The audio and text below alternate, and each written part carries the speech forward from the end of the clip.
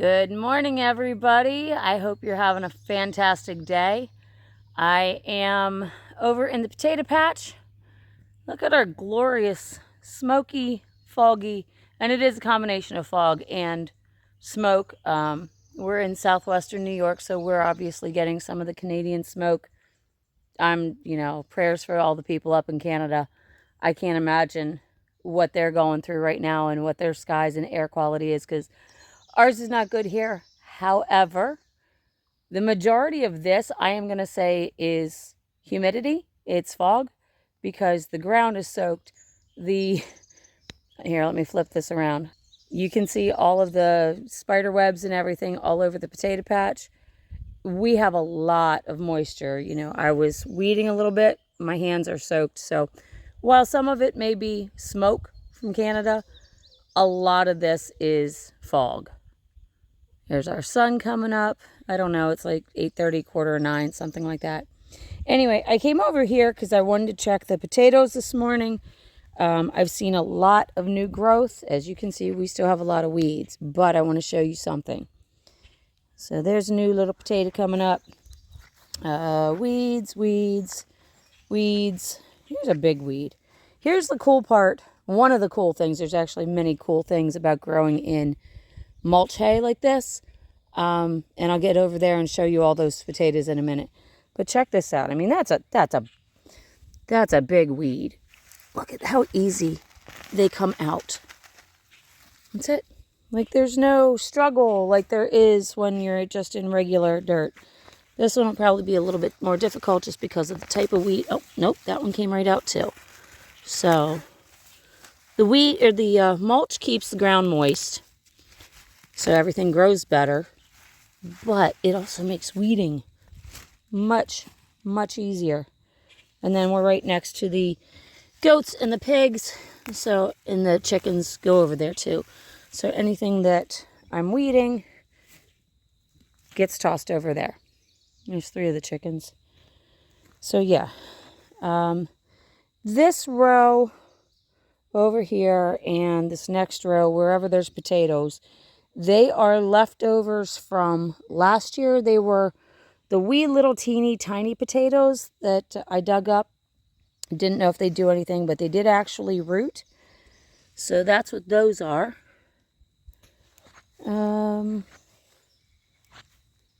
Let's see, there's a couple more. That's what those are. Rosie Bell, what are you doing? Rosie, what are you doing over there? I think what is she doing? I think she's eating the weeds. That's okay, because if she eats them, then I don't have to pull them, right? So, lots of weeds in here. I don't have time this morning to go through and weed everything, but I did want to show you getting lots and lots and lots of potatoes. Here, this was off of one potato. Look how many shoots are coming off of this one. Nice and healthy. These are the Minnesota, are they russets? I have to go back and watch my own video because I don't remember. I think they're Minnesota russets. But look at this coming up through it. And this was a really thick patch. Nice big tall piece right there. I'm sure there's going to be potatoes in this mess.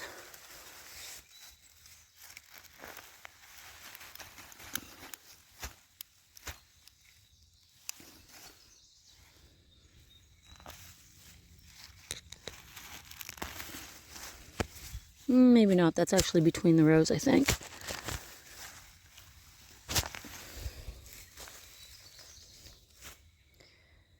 The goats and pigs will thoroughly enjoy this. Whatever this that they can eat. And they know what they can eat. They sort through. I have not seen where they are eating anything that they are not supposed to.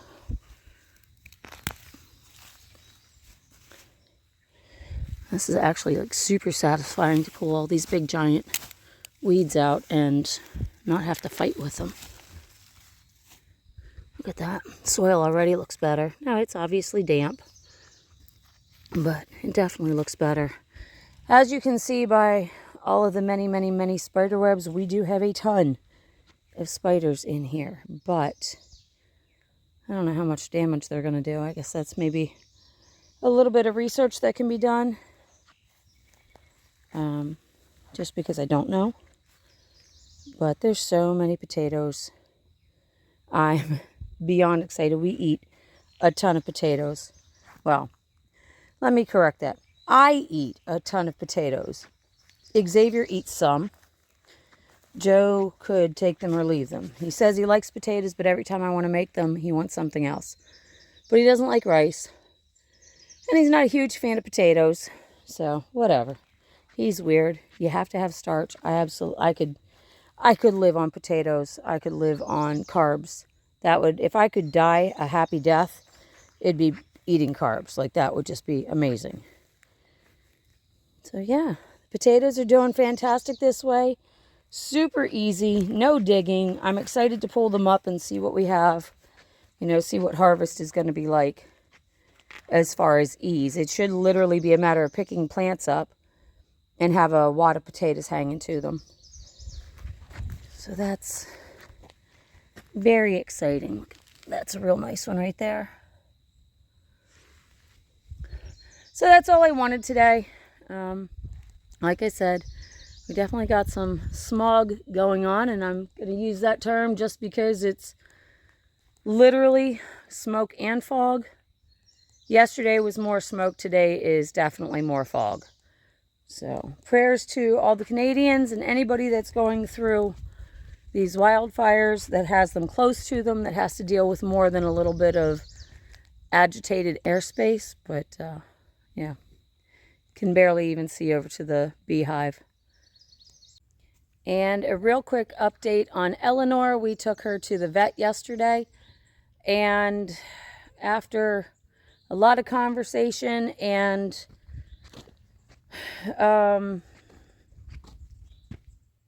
brainstorming, that's the word. After a lot of brainstorming between us and the vet techs and the doctor, we started to realize, and I was able to show the vet a video of Ellie trying to walk from the other day, and he was finally able to see that she's not necessarily in pain, but has a lot of weakness instead. And he was able to diagnose her. We still have to do the blood work, but we haven't done that yet. We're starting treatments, and we're going to go from there, because even when we do the blood work, it's going to be 10 to 14 days until the results get back, which we would start treatments for anyway. So I said, let's get this going, and we'll go from there. Wait till payday. I'll, call them and tell them to send in the blood. So they did draw enough that they can do that. But give me just a second, and I will find out what it's called, because it's a name that's, like yay long and not anything that I can say. So hang on just a second. Okay, what he is 90% sure it is myasthenia gravis, which is a malfunction in the transmission of signals between the nerves and the muscles. And that causes the weakness. It causes the regurgitation of her food. So it causes almost like a spasm in the esophagus, which prevents the food from going on down into the stomach. So it can also cause aspirations from the vomiting. And she has developed a cough in the beginning of this week. And I asked him to please listen to her lungs, because I want to make sure she wasn't getting pneumonia. The aspiration into the lungs can obviously lead into pneumonia. That's a big thing, big concern with it. So we're pretty sure that we caught everything in time, and we're going to be able to get her medicated. We started the medications last night, and I'm going to throw in a video from this morning that I actually sent to the vet exactly 12 hours after she had her first full dose of all of these medications, and I think she's on 7 of them right now. This is a long-term treatment to get it into a remission. And if you catch it early enough, you get it treated early enough, and the dog is otherwise healthy enough, you can actually cure it. It is very rarely a congenital issue. It is an acquired issue from everything. I mean, these are the handouts that the doctor gave us to read and research and whatnot. So anyway, she's doing so good this morning. She's moving around. She's not running, but she's very happy, and she tried to get a little bouncy a couple of times. She was up walking around. She walked herself out into the front yard and just did not lay down for probably 20 minutes. She was so happy to just be able to be up and walking. She's got her appetite back, so she's eating. We're doing several small meals, 3-4 small meals a day. You know, we put her on wet dog food right now just to try to get, we've literally been trying to get anything and everything into her just to get some form of nutrients. She's had short ribs from our pig. She's had hamburgers. She's had eggs, rice, literally anything that we could get into her. We finally found soft, wet dog food that she'll eat. And so that's what I'm doing right now, just a half can at a time, several times a day, to try to get her to eat more because she's lost so much weight. She was 92 pounds yesterday. 3 weeks ago when she went in, she was 111.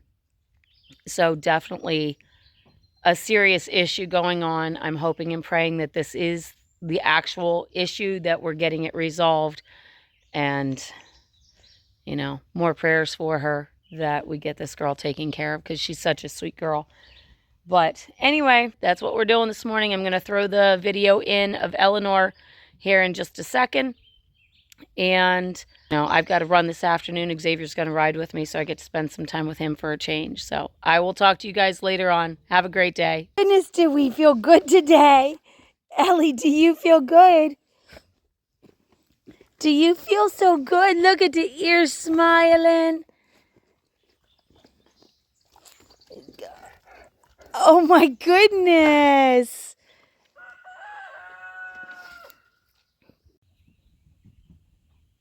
Ziva, are you acting like your mama?